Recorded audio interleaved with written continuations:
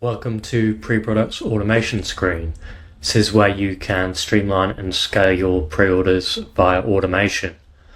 So there's lots of powerful tools for pre-order management as well as reporting. You can do things like automatic listing creation as well as automatic charging.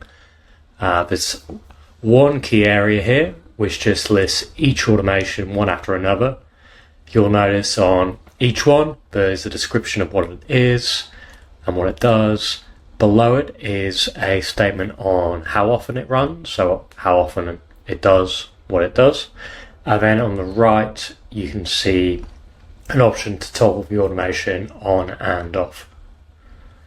Cool, so let's go through each one in turn and I'll explain what they do and any important considerations to bear in mind. So starting with the listing manager. So this is an automation that lets PreProduct automatically list and delist products and variants on pre-order. So it toggles pre-selling on and off. It uses the templates feature up here, and what it does is it looks at it watches your catalog, and as soon as a product or a variant goes out of stock, it'll check to see if it's got an applicable template, and if it does, it will list that product or variant on pre-order. So it's a really powerful tool, and the fact that it uses templates means you can have lots of different types of pre-order listings. You can also have batches of pre-order listings, so you can push updates to them and things like that. So that's the way to automate your pre-order listings. Moving on, so email a weekly pre-order report every Friday. That's what it sounds like. So it sends your shop email set in the setup screen, a CSV spreadsheet of all the pre-orders taken that past week. And very similar to that is the daily pre-order report. Again, that sends the shop email a CSV spreadsheet. Now moving on to the auto charge automations. So this first one, trigger charges as stock is added.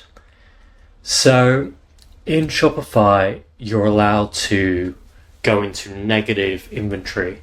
So if I had a blue t-shirt and I started with no blue t-shirts in stock and I pre-sold 10 of them, and then I added 5 units of stock to that product, this automation would trigger 5 charges, or assuming each of those pre-orders was just for 1 unit.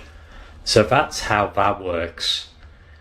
And then, in the same vein, this auto charge automation, it works slightly differently. It waits until you go into positive stock. So taking that example again, if I added 5 units back in stock, so I was in -5 inventory, nothing would happen. This automation wouldn't trigger any charges. But then if I added another 5 inventory units and I got to 0, still nothing. But then if I added 10 units and there was 10 items that were pre-ordered, like in our example, this automation would then fire and charge those 10 pre-orders. So 2 different ways to trigger charges or actually release fulfillment. That's something to mention. So if you're using these automations on charge upfront pre-orders, PreProduct knows not to try and charge any of those pre-orders, but it will release fulfillment still. So you can use that for any kind of pre-order really. And then finally we've got the create opted-in Shopify customer for unpaid pre-orders.